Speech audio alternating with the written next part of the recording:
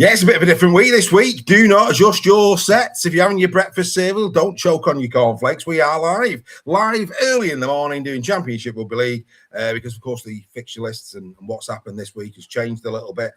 So, yeah, we're just doing it on a Thursday morning. Forgive us for that. And good morning to Craig. How are you, mate? I'm very well, mate. It's a nice early start. It gets me up and ready for the day. Absolutely, yeah, we're up, we're running, and it saves me a lot of editing later, which is even better. Happy days. Before we start, I mean, look, I think we're honest and open and very honest people, myself and you. And last week we had a little chat about North Wales. There was a lot of rumour mill on the wind, and when you get it wrong, you get it wrong. We apologise for that. It appears that we got our wires crossed a little bit in terms of old and new regimes, mate. Yeah, obviously we talked about the rumour that were going around that there's some financial issues at North Wales, but I got a call from Jamie, the owner of North Wales, asking me to clarify that information, which I'm more than happy to do. So it seems like the old company at North Wales has been wound up, which means now the players who were owed money previously by the old company can now go through the government scheme to try and get some money back. So, more than happy to clear that up. Obviously, North Wales announcing a new ground, which I think it's the first time they've ever announced a definitive new home for them. So, it sounds like it's all good news down at North Wales, and hopefully they can go from strength to strength next year. Couldn't agree with you more. Fantastic. So, and of course, always happy to have chairman, other coaches and players. Your very own Greg Eden tapping me up at the weekend. Greg wants to get on Championship Rugby League. That'll be interesting in the close season, coach and player on the same show. That'll be interesting. I'm sure he'll be told what he's going to be saying in certain quarters before he comes on. Oh, absolutely not. I think he's had a varied and colourful career as Greg, hasn't he? So it'd be nice to get him on so he can speak about the experiences that he's had. Absolutely, and this is what you say about me. Happy days. Anyway, for those people who are waking up this morning and haven't heard the news, and I know it's not championship based, but it's a big story in terms of this hemisphere and coaching, of course. And I want to get Craig's take on this one.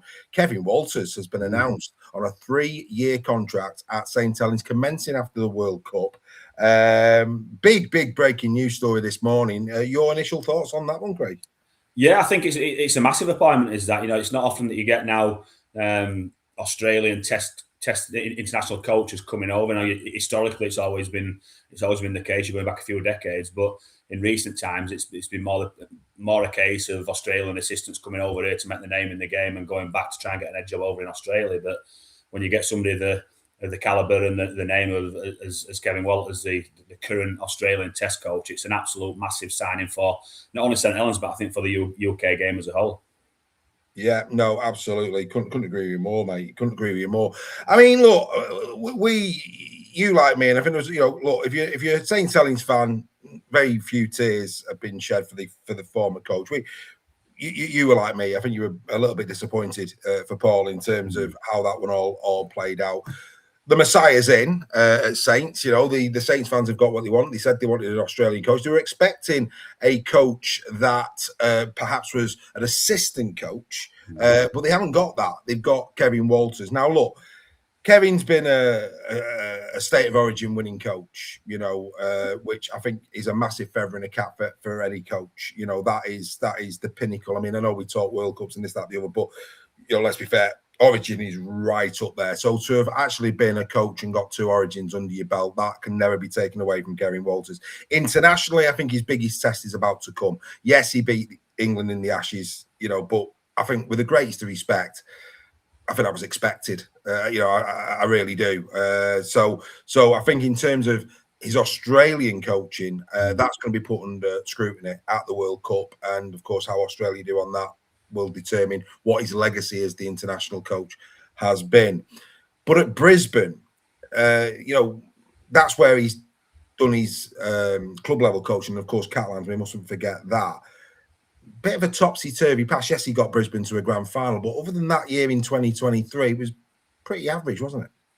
Yeah, it was very up and down. Like I said, started pretty well 2023, and then it was pretty much a downward curve from that. And his win percentage as a club coach is not probably where you'd maybe expect it to be, coaching a team like Brisbane and the players that he's had at his disposal. we were sort of talking briefly up there, weren't we, about the comparisons between Brisbane and Saints in terms of the not sure whether this is the right phrase or not, the power with the players or even the ex-players. There's a lot of ex-players at Saints that have been very, very vocal about what's gone on at St Helens this year. And you look at Brisbane as well, and you've got some very, very vocal, powerful in the media ex-players from Brisbane Broncos that have their say on that club as well. So is there some comparisons that you can make between the Broncos and St Helens as a club and the sort of goings on internally and externally at them clubs? Yeah, and on that, I mean, the fact that Kevin Walters is coming in with Origin pedigree as the international. I mean, again, we mustn't take that away as well. I mean, how he got the Australian head coach bit, that seemed to be a little bit of, I don't know. At the time, it almost felt like, we're going to give it Kevin for the Ash. And of course, did so well he's there for the World Cup. And again, that can't be taken away from Kevin Walters either. But the fact that he is coming in, two-time Origin winner, he's also, of course, the international coach of Australia. You talk about player power there. Does this shift the dial? Does this put now more pressure on the players? A lot of people thought that the players came out a little bit scot-free in terms of what happened under Paul Rowley. Does this change the balance of that? Are the players now under more scrutiny at St Helens because it's Kevin Walters? Yeah, I think so. And I think maybe there's a slight difference with Kevin Walters coming in, the current Australian coach. Does he carry any more gravitas than any other coach coming in because of where he currently sits in the sort of echelons of the coaching ladder, being the coach of the Australian Test team? I think there's a massive rebuild on at Saints. It needs.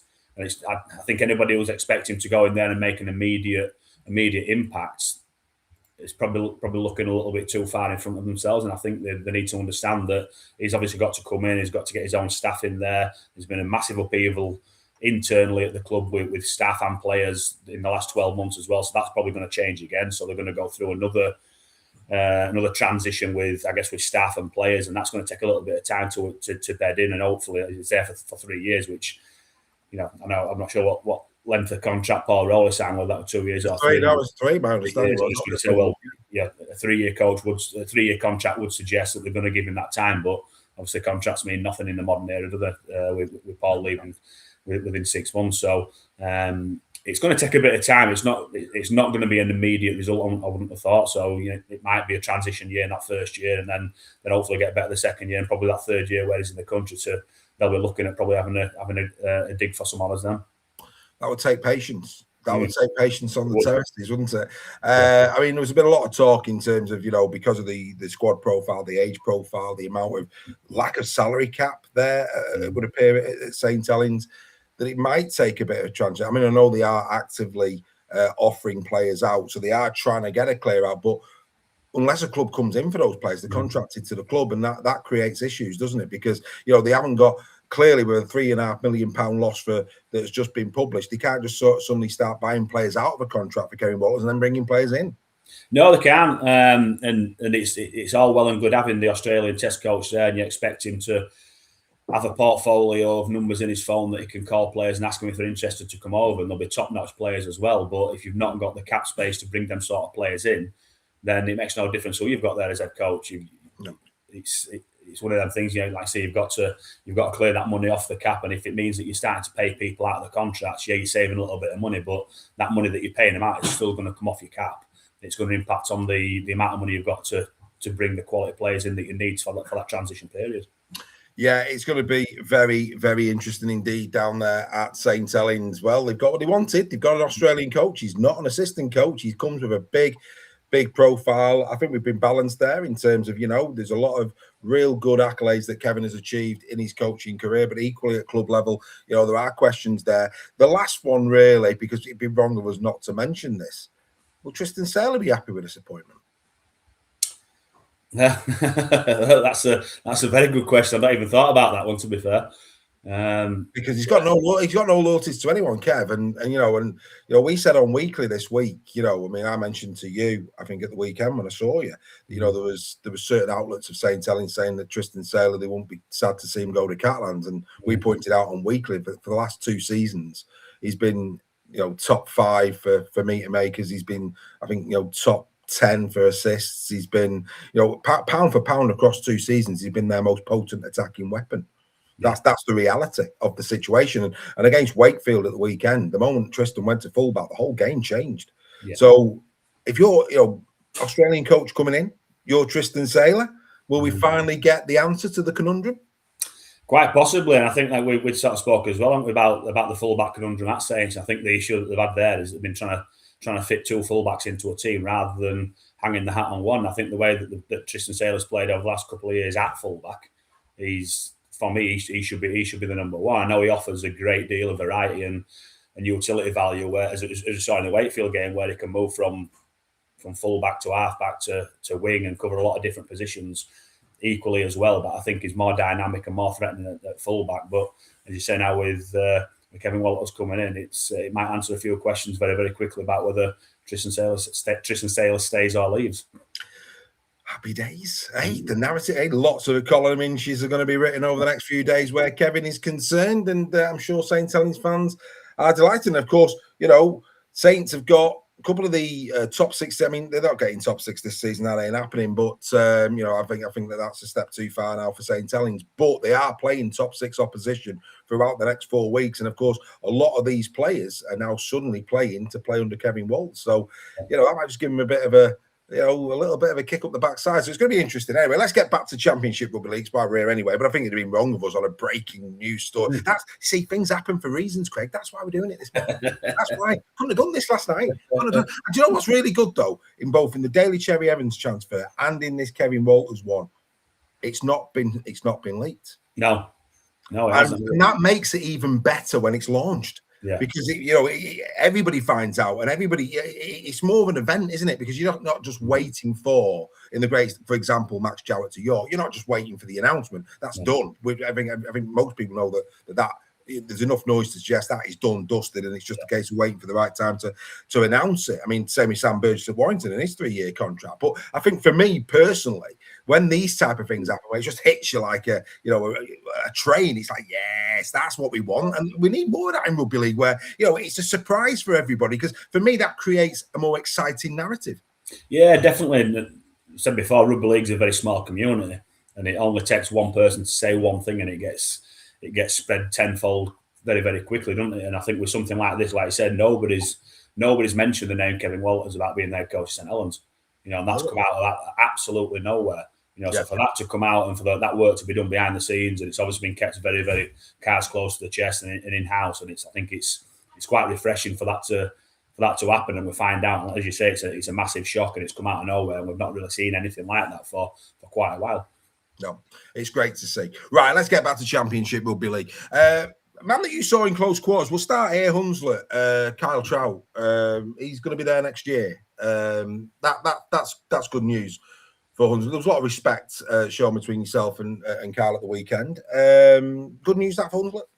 Yeah, I think they need some stability, don't they? And I know there's a lot of them talking, going back to Rome and Malawi in rugby league, a lot of talk behind the scenes about what's going to happen in the off season with partnerships with Super League clubs and Championship clubs, and the obvious one, I know it's been mentioned that Leeds and Hunslet might partner together, and I think Hunslet need a bit of stability. I think they've had a bit of an up and down year this year, where they've had some great results and some good performances.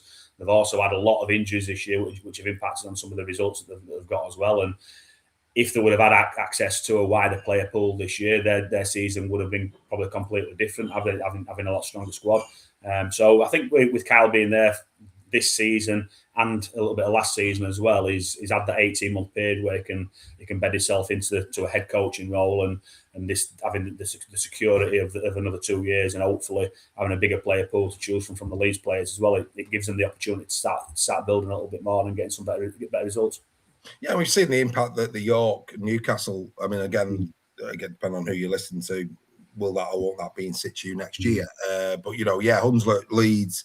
It was quite interesting because I spoke to a few Hunslet fans at the weekend with regards to that, and of course, not everybody wants to come on camera, and I respect that, But I did speak to a few Hunslet fans before the game at Sheffield, and we were speaking about the potential of the partnership with Leeds, and I think that what I found interesting. I want to get your point on this. I didn't ask the Sheffield fans this, but I did the Hunslet fans because of that rumor at the moment and what may happen next season in terms of how they felt about that. how did they feel about that proposition? And what was really interesting, and I was speaking to a few lads there that were home and awayers, Hunslet through and through, real lovely fellas, travel everywhere with him, and they turned around and said, "Well, look, if the difference between our club remaining and not is that's what we need to do, that's what happens. We're still Hunslet, regardless of who's on that field. They're representing Hunslet, and if that's what needs to happen for us to have a club to go and support, then so be it. We're not just suddenly going to become Leeds Rhinos fans. We'll always be forever Hunslet." And I thought that was really interesting. Yeah, I think the climate's changed now. I think the disparity in money that Super League clubs have got historically for the last 25, 26 years, the breadth now between the Championship clubs and the Super League clubs is enormous. Unless you've got somebody like a London that's going to come in, you've got some investment where some people are going to come in and just going to chuck millions at it. It's impossible to now meet that or bridge that gap. The 1.3, 1.4 million pound distribution, whatever it is in Super League, compared to less than 70 grand in Championship. It's an absolute massive difference for Championship clubs to be able to cope. And I think the landscape's changed now. I think people are aware of that, and you can still maintain your own identity as long as you manage the situation right. And I think if these partnerships happen, it depends for me on what the partnership is. Does a Super League club want autonomy where they say, right, well, we're going to send you him, they have to play. We're going to send you some of our coaching staff. We're going to play the exact same systems that we play within our Super League club. So the players that are dropping down into Championship level, they're gaining the experience that we want them to gain playing against men first team rugby week in, week out. But what they're also doing is they're learning the systems that we play at our Super League club. So when we call them back to playing Super League, they go straight in. That for me is a bit of an issue. I think what you've got to do for me as a club, if you are having this partnership, you've got to remain with your own identity, and there's got to be some sort of agreement. So rather than the Super League club saying, right, well, we want to send you X, Y, and Z, they're your players all the season, and we want them playing week in, week out. You might already have people that are sat in your team that are better than the players that they're going to send down, because the players that are sending down might be 19, 20, 21-year-old kids that they want to get some first team rugby. And I would imagine that these sort of players will be your fullback, your halfback, your hooker, your pivots. And you might already have two pivots at your club that are significantly better than this young kid that the Super League club wants you to play. So I think for me, if you are going into these sort of arrangements, there's got to be some sort of conversation about how it's going to work. And some coaches won't be able to work under the system where it says, right, well, you've got to play X, Y, and Z week in, week out, and we've got the overall say so because we're in a better position than what you are. So I think the relationships can work, but I think there's got to be some sort of dialogue there about what the rules and what the regulations are going to be and what you're going to accept and what you're not going to accept. But as a coach, I mean, obviously speaking to you over the course of the season at Sheffield, we have said all year, giving due respect to all these players, the part-time players that, work outside the game, then could turn up for training and play the game they love at the weekend with injuries, player pools, etc. Over the course of the season, does that sort itself out in certain quarters in terms of, players who are available, aren't available? It gives, as a coach, it would give you probably a little bit more of a safety net. Yeah, it does. It does give you a safety net, definitely. There's times this year, like at the weekend, we played Ulster effectively with 16 players because one of our players pulled out in the morning of the game, and we put Connor Fitzsimmons on the bench who weren't due to play because he wasn't fit and available. So we played with 16 players. So this week, yeah, we would have definitely wanted some players, but this is what I'm talking about. It's got to be a case of, for me, that if this relationship happens, it might be right. Well, you've got access to squad numbers 19 to 27, and out of them 19 to 27, you could take 3 of them week in, week out. And if we've got a first team player coming back that needs some fitness from injury, or he's not quite getting the game time that he needs, we'll make him available to you, and you can take him if you want him. That's the big issue for me. It's a case of these players are available. You can select X amount of them from them players if you want them. The worry for me is that the relationship might be with clubs that, right, well, we want him playing, want him playing. And then it raises more questions. Then, well, how often do these players train with you? Do they train with you 3 times a week? Do they just turn up for team run on a Friday or a Saturday morning, whenever it is that you train? Are they part of your squad week in, week out? Have you got autonomy whether you play these players or you've got to play them? There's lots of different permutations to these sort of relationships. And it's not just a case of, right, well, Ulster and Leeds are going to go together, that's going to work. Well, how does it work? Are you going to share training venues? Are you going to share medical staff? Are you going to share coaching staff? Are you going to share costs around other sort of things? Whether it's analysis work or all like that. So there's all sorts of different conversations that need to be had around what these partnerships mean. Yeah, and I'm sure we'll get into that as well as we go into next year, without doubt, as we discuss that.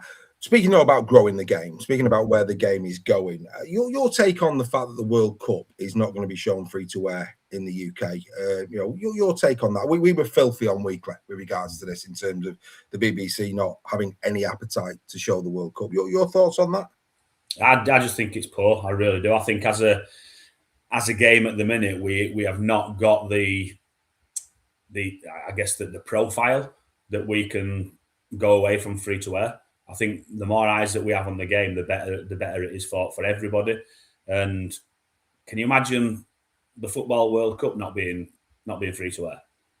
It's what 6 months ago not even 6 months ago we had the Football World Cup on the BBC on ITV, and yet we're on other platforms as well. But you sat in your living room watching it on free to air TV, and that's the biggest sport in the world. Now we're talking about rugby league, wanting to grow rugby league internationally, and we've got the World Cup, and we can't even watch it free to air. So people who don't know anything about rugby league aren't going to go and search Premier Sports to find out what rugby league is and pay for it. We need people watching the game. The more eyes that we get on the game to grow it, the better it's going to be. And at this moment in time, we've got supposedly the pinnacle of the international game, which is the World Cup, and nobody's going to see it. You're going to have rugby league fans that won't even bother watching it. No, and my take on it was, if I'm the RFL, I'm probably finding a new home for the Challenge Cup. Because for me, I said on Weekly, I think it's a betrayal of our game. That's how I see it. And don't go wrong. This isn't just about the BBC. This is also about the governance of the game. It's just do not get how you can have a World Cup with the England badge on it, and you're not even showing it. And as you say, how do you grow the game if you put it behind a paywall? Nobody other than rugby league fans are paying for that. Nobody other than rugby league fans are going to go for it. Yes, there'll be people that already subscribe to Premier Sports. I mean, I couldn't even tell you what's on there, if I'm being honest. It's not one that I've ever subscribed to. I don't even know what they show. But there might be a few on there that stumble across it and watch it, but no, not a great look for me. And I don't know what the financials are behind the deal, but I can't see it being a massive amount of money coming into the game. But even if the BBC said, "Oh, we don't want to cover all the costs of the games," then I think for me as a game, we need to say, "Well, we'll cover a little bit of that cost because it's important to us as a game that we get eyes on the sport." So if it costs us a few £1,000 or a couple $100,000 or whatever it might be to put the World Cup on BBC or on ITV or wherever, or Channel 4 or wherever it might be, that for me is money well spent, because that's marketing for you. And you're getting people out, you're getting people onto terrestrial TV in people's homes rather than people having to search for it and find it, which you're not going to do if you're not a rugby league fan. Right, let's get to some Championship Rugby League. I tell you what, mate. I tell you, it's been an interesting week, hasn't it? It's been an interesting week. This week just gone. Let's get into some of that. Last week when we did the show, of course, there was a game that was taking place. I think it was on the Wednesday. Barrow took on Doncaster, team that you're playing at the weekend. Yeah. Donny get the job done, 26-25 in what was an absolute belting game on a Wednesday night. Big win for Donny. They had to do it the hard way.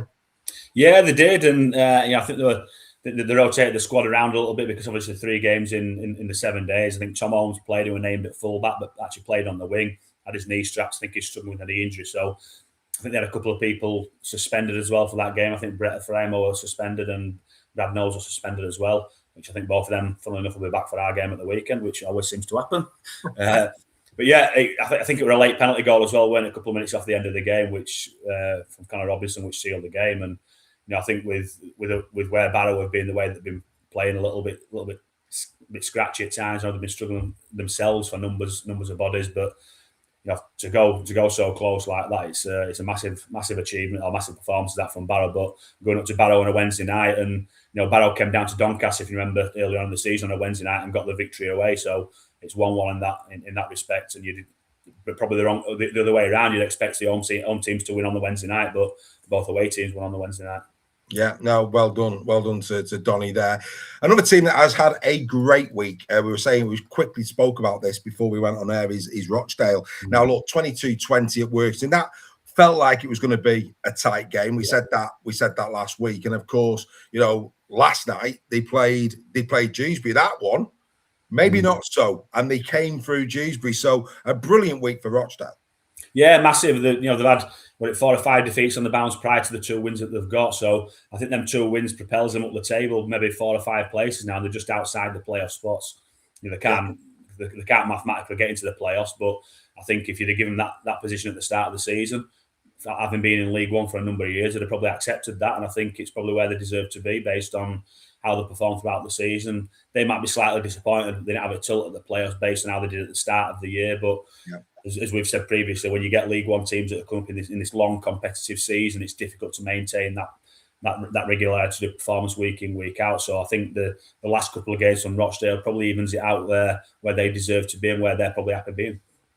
Yeah, absolutely. Now look, Batley, we just spoke about Donny. Batley's had a decent season along the way. They're holding on in there, aren't they? They're holding on in there at Batley.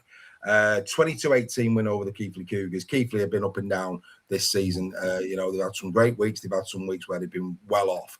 That was an important win for Batley in terms of their playoff position. Yeah, I think it was. I think after last night's result as well, I think it's pretty much sorted that Batley will be in the playoffs now. I think I think Dewsbury need to win both their 2 remaining games, one against Batley, but I think the points difference between Dewsbury and Batley is quite significant. So you can't imagine, even if Batley lose both and Dewsbury win both, that the positions are going to change.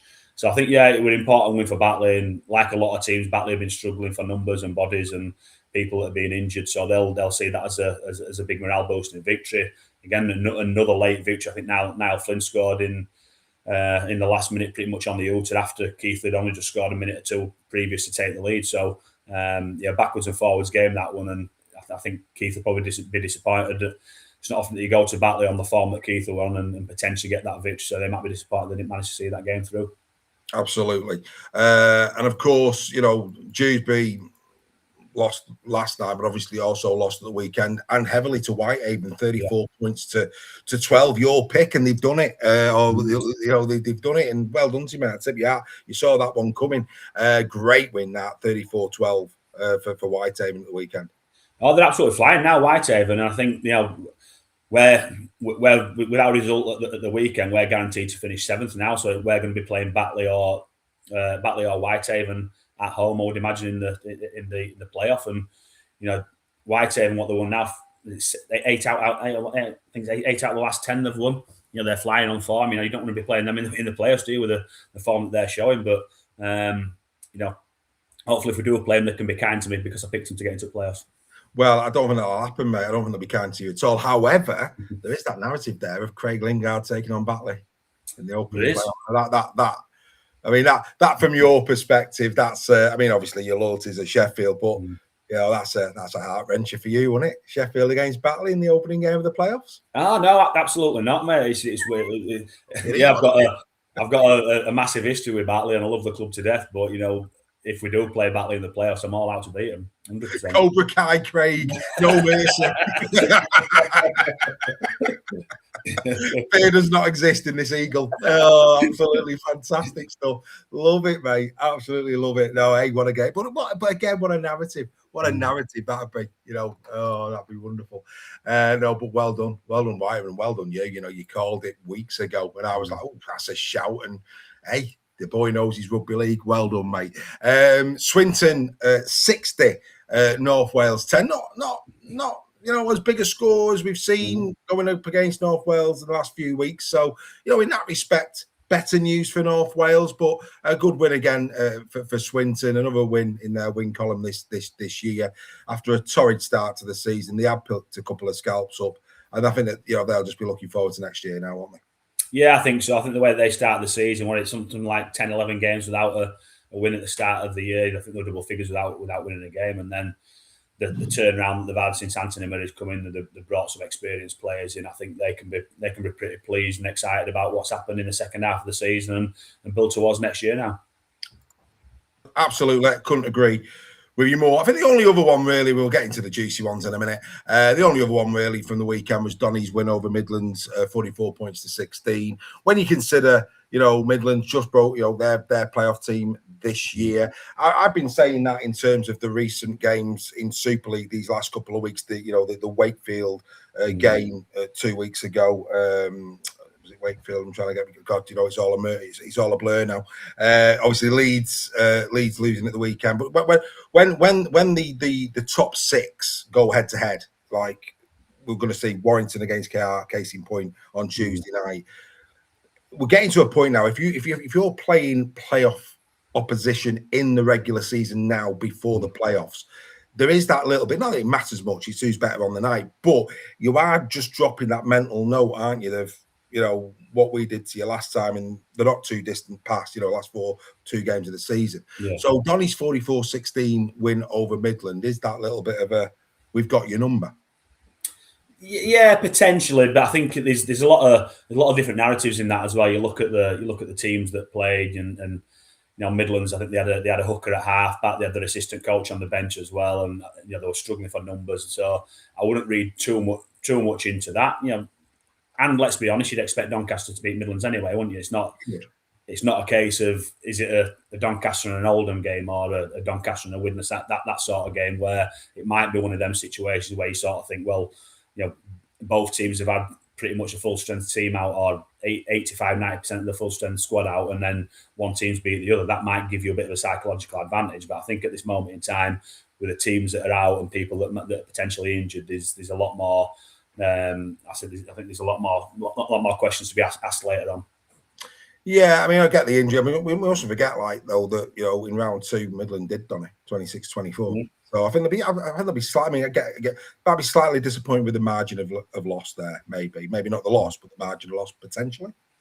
Yeah, even Doncaster as well. Though Doncaster are playing with one halfback at the minute with Connor Robinson. They've got Corey Aston's not played for a number of weeks. So they're playing without some significant players as well. So they're mixing and matching their squad at this moment in time. And I think White had played at halfback, and then Boas came off the bench and played at halfback as well. So they've not got a great deal of consistency in the halfback combination at the minute as well. Yeah, absolutely. Now look, I didn't want to. Great game at Workington. We've already discussed that 22 points to 20 win for Rochdale last weekend, but there were other tight games. Of these, I'm probably going to start with yours. I would say, obviously, I had the pleasure of being down there at the weekend. And I have to say, I was very, very impressed with, the supporters down there. They know the rugby league, absolutely know the rugby league. The passion, a few of them were talking to me about, they do feel a little bit cut adrift at the moment in terms of championship and all the rest of it. And they actually feel a little bit forgotten. A little bit in terms of the afterthought where the rugby football, and this is feedback directly from the fans, is what I was getting on the terraces, and what came across, especially the Sheffield fans that I spoke to, was if it weren't for their passion for their badge, then from an attendance perspective there'd be problems. The bottom line is the vast majority of those Sheffield fans are there for one reason: it's their club. And the Rugby Football League need to not take that for granted. It needs to. These fans in Championship need to feel the love, don't they? Yeah, they do. Look, and I've had a foot in both camps. Obviously, predominantly in the Championship as a player and as an assistant coach and a coach. And I think it is the forgotten league within the forgotten sport. I think it is an afterthought at times. And you could just see with the organisation of it this year about when the fixture lists come out and teams in, teams out, the 1895 Cup final, is it being played? When's it being played? What's the format going to be? When's the final going to be? Where's it going to be played? There's just, it is a little bit of an afterthought. And with the money, like I mentioned previously, the distribution, it's almost a little bit like, we'll give you a little bit just to keep you happy and be grateful for what you get, almost to a certain degree. And I get the money's got to be split and it's got to be given to the competition that's on TV. But whenever Championship Rugby was on TV, people always watched it. People loved it.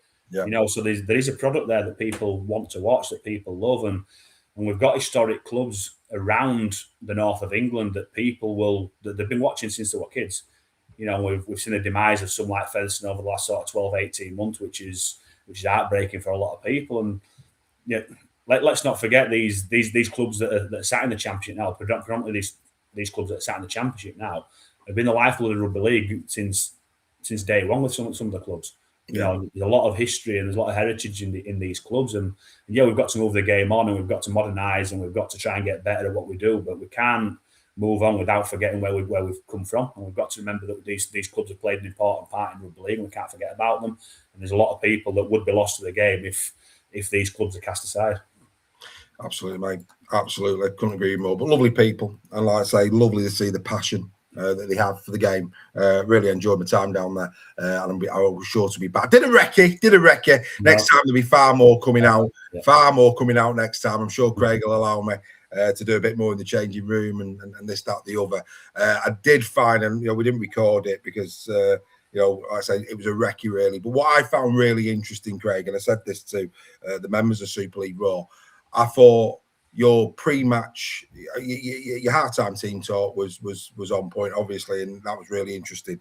Albeit it played out virtually the same in the second half, but that's another story. But I thought your pre-game 5 minutes with the lads, the succinct nature of that and the way in which you got your point across in terms of the week and the prep and what was to be expected, I found that really interesting, and because it was a really condensed 5 minute briefing to your players. There was so much information in that 5 minutes in terms of you giving to them and them more importantly giving back to you. And I just found that whole piece really interesting on the day. And I think that's something that hopefully we capture next year, that I think many fans would find that pre-match 5 minutes with the players a really insightful 5 minutes. I certainly did. Yeah, and I think each coach does it differently. So I do mine pretty much just before I go out on the field. Some coaches do it an hour before kickoff or an hour and 15 before kickoff, so then the players have got their time to prepare and then they go out. But my preference is to do it just before they go out on the field, just to refresh the information they've been working on this week. And rather than me just stand and talk at the players and tell them what to do, I need to understand that the players know what we've talked about during the week and what videos they've seen, what conversations that we've had, what's going to be looking, what they're going to be looking at in front of them. So for me to be asking them questions about, right, well, what you're expecting there, what we're looking at, and they can give me that feedback back. At least I know, even if it's only 4 or 5 players that are speaking to me, I know them 4 or 5 players are going to be the leaders. They're going to be the main players out there. They understand what we're looking at and what we've worked on during the week, and that reinforces my belief that we're ready to go and ready to play. And then I can finish off by giving them some instructions, some information that I want them to take out on the field with. Yeah, I mean, look, there's two things we hear a lot of in rugby league. Defence wins games, but then there's also those words of game management. My Lord, I mean, if you did have air, you'd have lost a bit. Your team at the weekend, you got yourselves into some really, really good positions in that game. No more so than when you went 28-16 up. That was probably the best position you found yourself in. But then it was almost, and I had the pleasure of being very close to Craig in terms of the messages we're giving out. And it was crystal clear that both the start of the first and the second half, it was going to plan. They were executing a game plan that you wanted them to execute. But then once they got the noses in front, they just started to move away from that game plan, and it became catastrophic for you. Yeah, and it's momentum. I think at the start of the second half, we'd completed 8 out of 8, and Hunslet had completed 0 out of 3, and we'd scored 16 points to go 12 points up, and then we got a scrum just inside Hunslet's half, and on play 1 we put a scrum play on that we've not even practiced, and we make an error on play 1. And then from that moment, I think there were 22 minutes left in the game. We only touched the ball 5 times. Yeah. And we only had 4 play the balls in Hunslet's half and 0 in their 20-metre area. Just for me, on that one play. Hunslet then completed 14 out of 15. We conceded 5 penalties, 1 6 again, 1 repeat set in that period of time, all based on one incident where we played a scrum play, where we tried to push something that weren't there. I honestly believe that even if we don't score that set, we turn the ball over 3, 4, 5 metres off their try line. Yeah. They've got to then complete again coming out, which have not done as yet. So it's all about maintaining position, possession, putting them under pressure, remaining patient. And I just thought we just started to chase something that we didn't need to chase. And then it impacts on the last 22 minutes of the game where we had 15 sets to defend. Spot on, mate. Yeah, and you say that last 15 minutes was touch and go, very, very painful indeed. Got to give tribute to Doolan. Aidan Doolan in this game, especially in the latter stages, 2 good tries, missed the conversion, thankfully for you, from his last try on 79. But on loan from Castleford, showed why he's on the periphery, isn't he? He's a talent, and I really like him. Yeah, he played well, did 80 minutes as well. They lost a back row, lost Liam Kine in the back row to an HIA, which meant the middle had to go out into that back row, and then the Canberra who was going to be coming on as the replacement 9 had to come on as a replacement middle. So he did 80 minutes out there as well. To do 80 minutes in that weather, the heat it was quite warm, the ground very, very firm, and to do 80 minutes out there and the amount of defensive work he did, and obviously got the 2 tries as well, and had an excellent game. Kicked a 40-20, which was a crucial point as well, which he scored on the back of. So he came up with some really, really important interventions during the game, and I thought it was outstanding. Yeah, he was absolutely outstanding. And for those who didn't see the game, they got themselves, did Hunslet, into another advanced position right at the deft and put a bomb up. And it's a good job that bomb was well defended, wasn't it? Because it was hard. And when they're up, I bet your heart was in your mouth, wasn't it? Yeah, it's one of them. It can go either way, can't it? I think luckily the kick was just a little bit too deep for the Hunslet players to have a challenge on. So Ryan Miller caught it pretty much half a metre from his try line. There were a little bit of pressure on him, but not a huge amount, because, like I said, it was just a little bit too deep for somebody to actually get up and jump and challenge for it. But luckily for us, he caught the ball and managed to clear his lines by a good 3, 4, 5 metres. And then we had, I think, for the next four play the balls, we had players getting cramped when they got tackled, just to run the clock down, as they always do. Yeah, I mean, obviously in the regular season, you're probably looking at that and you're going, and you still are. You're looking at that performance, going, boys, that was well off. That's not acceptable, and and that's crystal clear.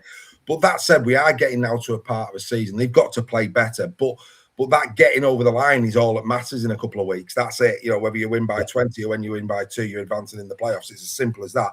So even though I think there was a disappointment on the day in terms of how the game was managed by your players, the fact that even on what I think would be considered for you a pretty under par day in certain aspects, you got the job, you found a way to hold on and to win the game. And that in itself is probably the main positive coming out of that game. Yeah, and it's funny because we reviewed on Tuesday night, and the first question to the players, as always, is give me the positives, give me the negatives. What can we do better? What did we do well? And the first comment that we got back from Jordan Abdul, which we didn't play well, but we won.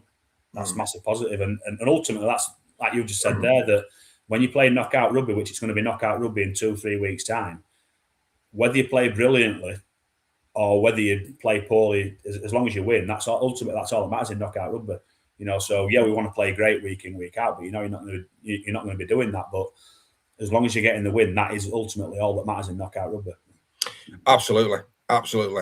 Very good indeed. Another team that had a scare. I mean, not don't get me wrong, it was they were 11-4 up, and a try came in on 74 minutes from Ben Foster for the Halifax Panthers. But on paper, 11-10, Widnes getting a win over the Halifax Panthers. That wasn't comfortable either.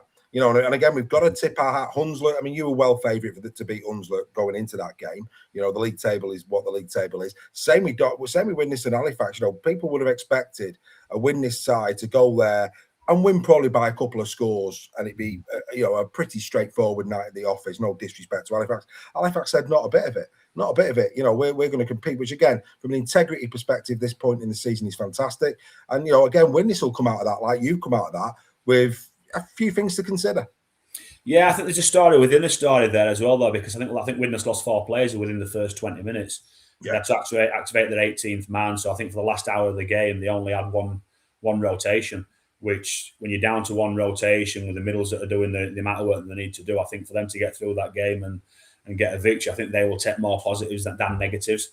So I think that's a little bit of a difference between our game and their game, is that we can see some positives because we got the win, but there's a lot more negatives there. I think Widnes can take a lot more positives from that with the way that they managed the last hour with only one rotation. So I'm not sure Halifax-wise whether they managed to get the 17 players actually on the field. Now, the week before they had a squad of 16 and only 15 got on the field. So I'm not sure what rotations Halifax had and whether we're active or not. But certainly from a Widnes point of view, you're looking at that as a massive positive. Absolutely. And then the game that shook the Championship. And I think what's really interesting is that at Sheffield at full time, the final scores from around the grounds were read out, which was a lovely thing. You know, you don't get that much. You don't get that in Super League. You know, I don't know if you're doing other grounds. You certainly don't at most of the grounds that I go to. It was lovely. It was a lovely feature. I remember that back in football days as well, where they read out the final scores, and you get that instant reaction from the fans still in the stadium. And to a man and woman, the 34-24 win by Oldham over London was Hunslet and Sheffield fans cheered. No skin in that game at all. It meant so much, I think, to every Championship club outside of London that London had been beat, because I think it's been, nobody expected it. We said Oldham, the run that they've been on, were looking like they could give them a game, but they went and did it. 34 points to 24. A brilliant performance from Oldham. From minute one, they were up for that game. They and they got the job done. And all credit to Oldham. Yeah, it's an outstanding result for Oldham and for the Championship as a whole, I guess. I think from a London point of view, there's one of two things that will happen. One is that it'll knock them because they've not been in this position before, and they've not understood how to respond from a defeat as yet. So it could have a negative impact on them. I think what the opposite will happen is that it's given a little bit of a kick up the backside. You know, they've won the league hands down. That's not questioning that one. But if they were going to lose any game, you'd want it to be just before the playoffs start.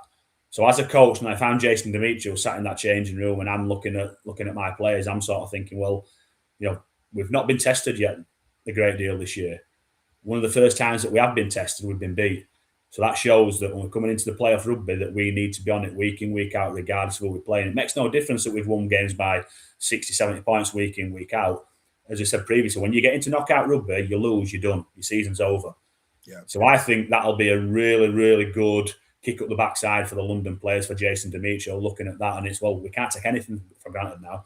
Everybody's been talking about how good we are this season, but if we go into the first round of the playoffs, or if we go into the semi-final of the playoffs and we lose, the season's done, nobody remembers us. You know, we're probably the biggest losers in the Championship ever known. So there's a little bit more of a narrative that you can spin that now. People have been talking about them as potentially the best team in the Championship has ever seen. And now if they don't win the competition, they're going to be the biggest losers the Championship I've ever seen. So that, for me as a coach, is the narrative that I'd be spinning. You know, and I think I think with the quality of players that London have got, I think they'll use this in the right way. And let's not take anything away from Oldham, because for any team to beat London this year, it takes a massive, massive achievement. And Oldham did that, you know. So take me hats off to Oldham and massive congratulations to that. But we could have just poked the bear. You should be a marketeer, mate. Imagine that. After all this season, imagine if London didn't win. Oh, dear.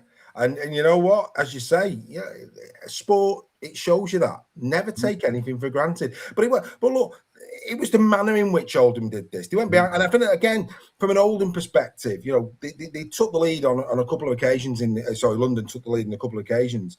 And, you know, maybe over the course of the season, once they've got the nose in ahead, they've smelled job done. You know, that we're London, you know, we're ahead now, and maybe they saw shoulders slightly drop, and it became a little bit of a cakewalk from potentially.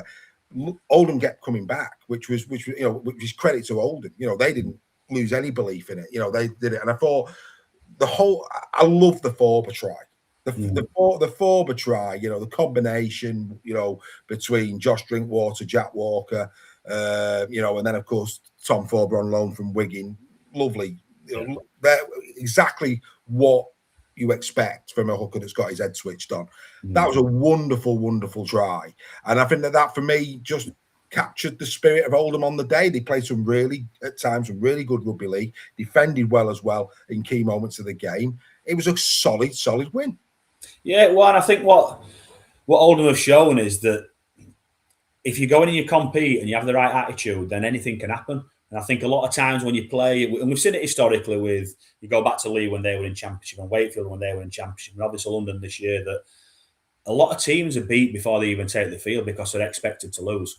Yeah. You know, and a lot of teams historically what they've done is if they've got players that are maybe not 100% fit, they'll leave them out because, well, it's a game we're going to lose anyway. So we might as well not risk any players who were 75, 80% fit. We might as well leave them until next week. And then they go out and they get blown away by 50, 60, 70 points. And I think when you're going into these games against the Londons, however realistic you believe your chances are going to be, you've got to go out there and you've got to lay it all on the line.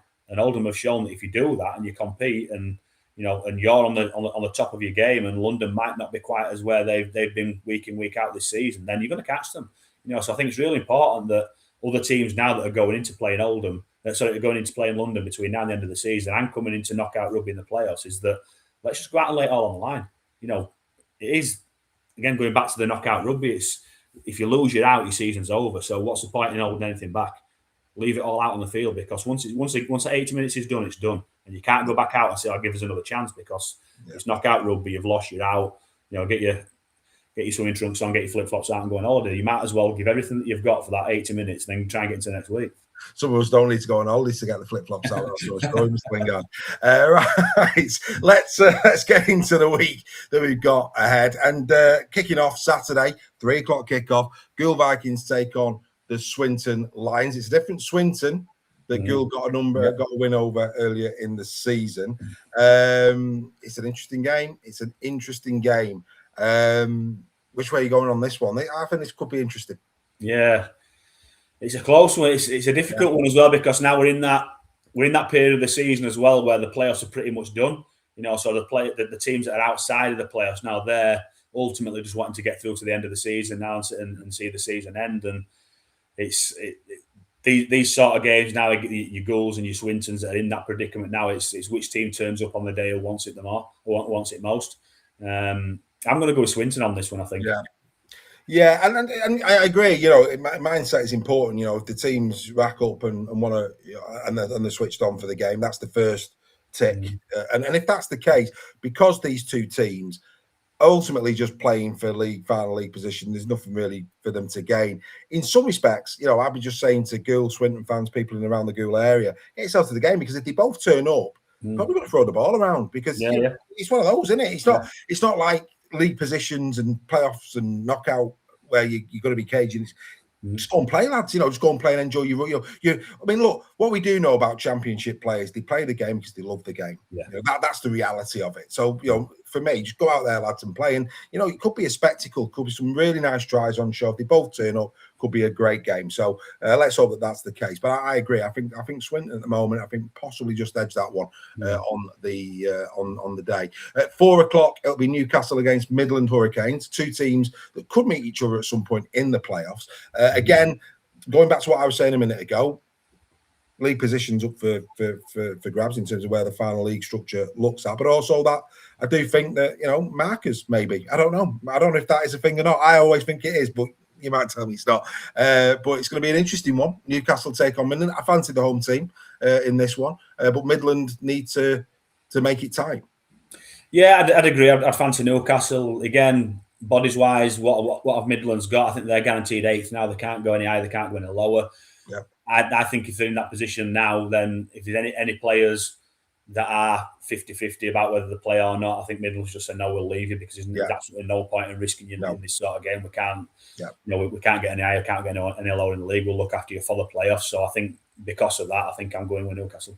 Yeah, that's a really good shout. They can't really, can they? I think there's only really Whitehaven, but you don't see that because of the points difference. So, yeah, spot on. Absolutely spot on. Yeah, they may rest a few this week. Midland advantage. Newcastle, of course, on that one. This one, again, these two could meet in round 1 of the playoffs, depending on where people finish in the final league positions. Barrow, Whitehaven. This could be round 1 playoffs. It could be. It's still in the mix, this one. So yeah, again, very interesting game. This for me, with Whitehaven's form, could be a belter. I think this is the game of the round. I really do. Yeah. So I think with the way that Whitehaven are performing, the way that they're playing, I think on paper Barrow have got the better squad. They've got the better team, but Whitehaven 8 out of 10. I think they've won the last 5 or 6 or whatever it might be now. I think so. They'll be full of confidence going there, and it's probably one of the first times in a long time where they'll be confident of going into a massive Cumbrian derby and having to go at Barrow on their own patch. So yeah, it's a difficult one to call, isn't it? And I think for us as well, if Whitehaven can do us a favour, it gives us a chance. You can do. Yeah, I know. I've tipped them all year, haven't I? If we do what we need to do, obviously we've got to win both our remaining games. But if Barrow get beat by Whitehaven, it opens the door for us to potentially get into the top 6. Absolutely, mate. Absolutely. Least he can do. It's the least he can do. Fantastic show. Yeah, good game. That should be a belter. All of these 3 o'clocks, by the way, on Sunday, folks. All of these 3 o'clock on Sunday. Dewsbury taking on Batley. Again, side by side in the table. Mathematically, if Dewsbury win this one, still game on, isn't it? It is, but I think points difference wise, again, I think, like I said earlier on, I think swing. 100 in it, just over 100 in it, yeah. I think it's probably a little bit too much for me. I think it depends on Dewsbury and if they have Danny Addy. I know Danny Addy's been out for the last few games and he has a massive impact on how they play. I'm not sure he didn't play last night. I'm not sure whether he'll be fit to play this weekend. With Dewsbury playing 2 games in 3 days, 3 or 4 days as well, is that going to have an impact on their fitness? I'm going to probably go with Batley on this one. Yeah, I think this will be where it's done and dusted in terms of those who are outside the playoff positions. Right, your game, Donny against Sheffield. This one needs no introduction in local quarters. A little bit of a local derby with good old Doncaster. Matters as well. A couple of people were speaking to me about this one as well. Coming up this weekend. No pressure, Craig. Going to Donny. Again, 2 teams that are going to be in the playoffs again. Who knows? Could meet in the playoffs at some point. As I always say every week, how do the boys pull through at the weekend? Your thoughts going into this one? How are you looking? Yeah, we've got a few question marks over some players. Will Oakes pulled out in the morning of the game on Sunday. So we're hopeful that Will's going to be fine, but he's at the minute it'd still be a no. Kai Morgan missed the game with an HIA, so we had a specialist appointment yesterday. So we need to get the feedback off that, see whether he's available this week. So we'll hopefully know more tonight about that one as well. Other than that, it's just your usual niggles that people pick up during the season. But we're hoping to have 17 fit players this week, hopefully. It was a bit of a change for us on our right edge this week because obviously we had Ryan Miller-Kemmins on that right wing, Joe Brown moved from the wing into the centre, and then we had Corey Johnstad who had to drop from 9 into into that halfback position there. So we're a little bit disconnected on that right edge at the weekend, and we got caught a couple of times down there. So hopefully we can get Kai back this week as long as he gets the clearance from the specialist to return. So there's a couple of question marks at the minute. It's up in the air, but we want to go out and give obviously a lot better performance than we did the first time round. I think we had 7 or 8 injured the first time round, and we lost Jordan Lilly in the first 10 minutes to a season-ending injury when we played Doncaster, and then they ripped us apart on that day and scored 46 points, I think it was, which was very disappointing for us in a South Yorkshire derby. So we need to go out and make a better fist of it this time around.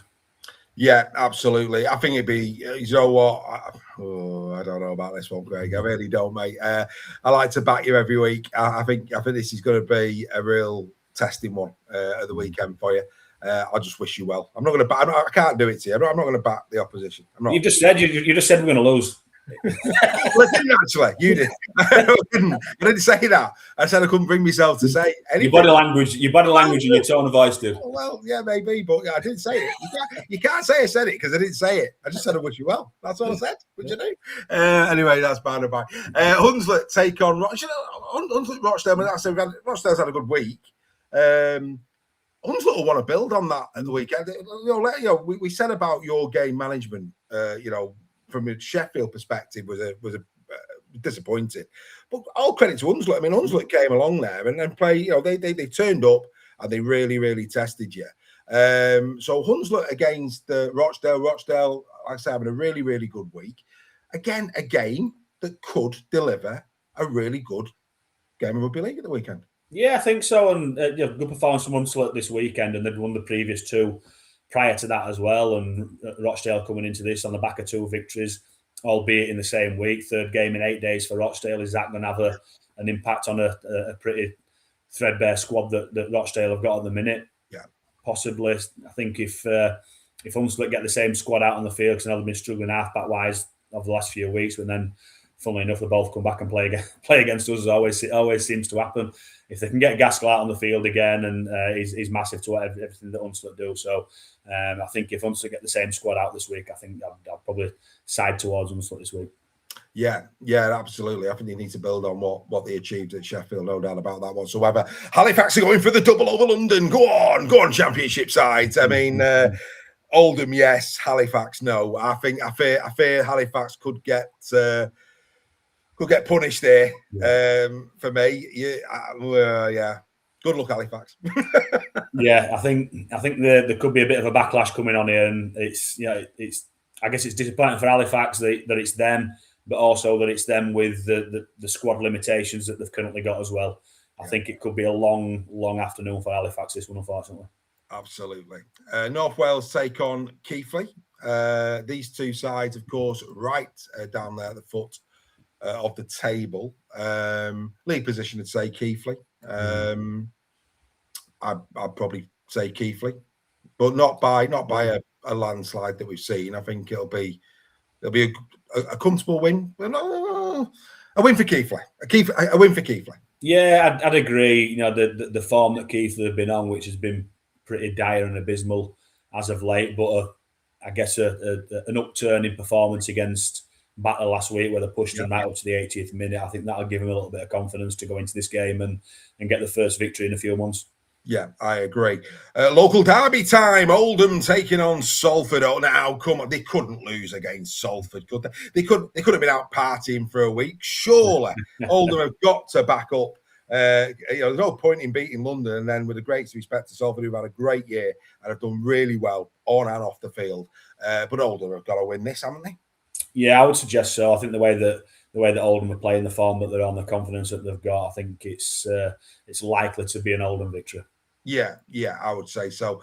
And then win this again. You know, you said about the interchanges, etc. Going up against Workington, win this all. I think win this will want to put a score on here that just says everything's okay. Yeah, I guess it depends bodies wise with Widnes. You know, they lost the 4 at the weekend, which none of them 4 will be available. I won't imagine. They've already got I think Joey Lyons out for the season, Edge out for the season. I don't think Liam Bent's due back at this moment in time. I think there's 1 or 2 others as well that are out. So they're getting up towards double figure injuries wise a Widnes. You know, so they might have having to drag some people in on loan, or some of the academy players might have to step up. So you would probably still suggest that Widnes have got a little bit too much with a bad defeat for Workington at the weekend at home. So, but anything can happen on the day. You know, if Workington turn up and they've got some quality players in their squad of Workington, particularly players like Jamie Duran and people like that. You know, so if them players sort of tick and they get a good day, and Widnes are off it slightly with the injuries that they've got and probably the squad rotation that they have to make, you know, it could be one of them. But I'm probably tipping towards Widnes just. Yeah, I would say so. Going to be interesting. Going to, like I say, some really, really good games in there. Really good game. Barrow Whitehaven should be a belter. And like I say, hopefully, as we've said throughout a couple of those fixtures, let's just hope those teams that have got little to play for, the Gould Swinton one comes to mind here, go out there, both turn up and just both play an expansive game of rugby league and entertain the people that turn up for the game. Let's hope that's the case. So there you go. What a show that's been. Fantastic stuff. We hope you've enjoyed it, whether you saw it live or whether you're going to catch up as you do throughout the week. But yeah, another great edition there of Championship Rugby League with Craig. We wish you well, mate, at Donny. Like I say, didn't say it. I maintain I didn't say it. But no, we wish you well, mate, against Doncaster. And of course, we'll see what happens, and we'll come back on the other side. If you're going to a championship game this week, go and enjoy it. We hope your teams win, whoever they may be, and we will be back at our usual slot, 7 p.m. next Wednesday for more Championship Rugby League with Mr. Lingard. From both of us, thanks for watching. Bye for now.